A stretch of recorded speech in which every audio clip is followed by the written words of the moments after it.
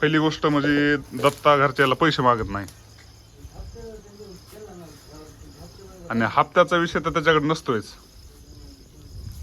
संदीप कुठे आपला? तर कोणतं तेल आहे का काय आहे ते? ओरिजिनल पद्धतीचं गावरान तेल आहे का बाबू? तुमचा विषय जरा अवघड दिसायला मला. लयच खर्च करायला काय तुम्ही? नवरदेवानं पार्टी दिलेली आम्हाला. हा, नवरदेव जेवायला नाही. आणि नवरदेव कुठे गेलाय? नवरदेवला खायला जमत नसते. अरे गाणं तर बघा ना.